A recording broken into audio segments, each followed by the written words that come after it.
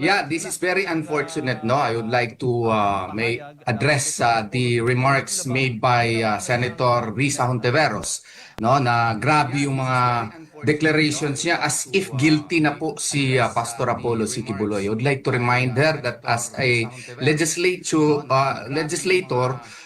she is a senator and therefore she should be circumspect in her words, no? Hindi pa po guilty si Pastor Apollo Sikibuloy. Wala pong korte na nagsasabi na guilty po siya sa human trafficking. But if you will read her declaration sa kanyang Facebook post, marami na daw mga babae na traffic ni Pastor Apollo Sikibuloy. Sa amin yan sa mga Muslim, astagfirullah. Grabe naman makadesisyon itong tao na ito. Grabe makajudge, no? Wala pa pong court decision. And all persons know, all law students know, that each and every person is entitled to presumption of innocence. May kasabihan nga, strike, but hear me first, no? Grabe, olden times pa yan na prinsipyo na yan. I hope that this presidential cellar dweller, no, na si Senator Risa Hontiveros would be reminded of her oath of office, no, na maging circumspect sa kanyang words. Kasi baka madala yung mga tao, kaya nga dyan sa NCR, medyo lamang pa rin tayo, pero marami na ring, what you call this, na ka-judge na kay Pastor dahil sa mga declarations niya na as if guilty na si Pastor. Wag naman pong ganyan. Maling-mali po yan.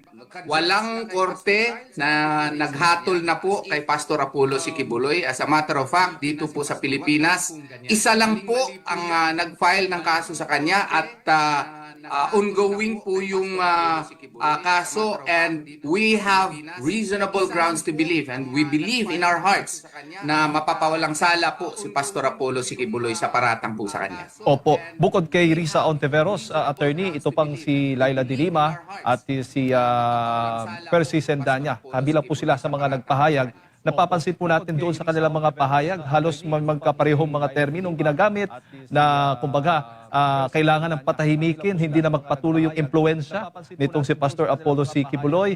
At pare-pareho din yung kanilang mga pahayag na para tila bang guilty na si Pastor Apollo Sikibuloy. Sa tingin po ninyo, attorney, ano ang posibleng kakaharapin? May pananagutan ba ang mga ganitong mga pahayag, lalo na yung mga opisyal mismo ng gobyerno ang nagsasalita? Well, itong mga sinasabi nila, pwede po silang kasuhan criminally as well as administratively, no?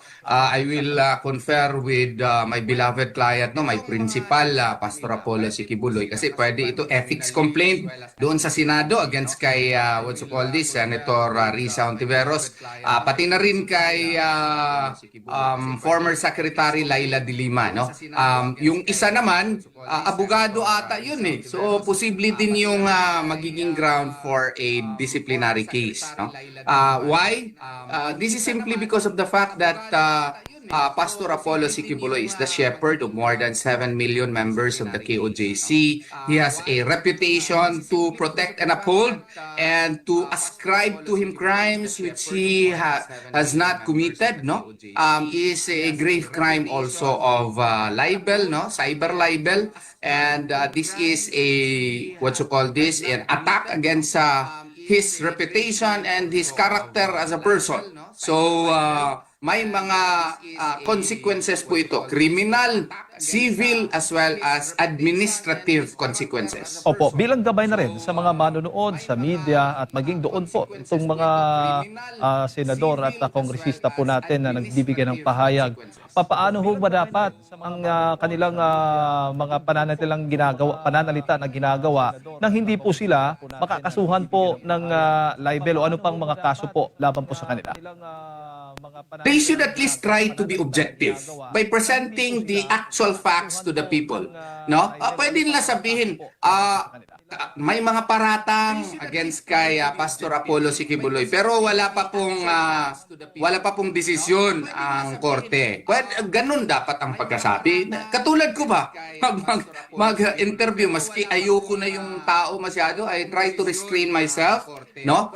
Because I am a lawyer, I have responsibilities under the law. law, under the canons of professional responsibility. Kaya nga ito, si Senator De Lima, we respect her as a lawyer, no? Siya yung tumulong sa amin noon sa Maguindanao Massacre. Close. Kayo'y nakikinig sa DWAY 1332 SMNI Radio Cabanatuan, kapartner mo sa balita at serbisyo.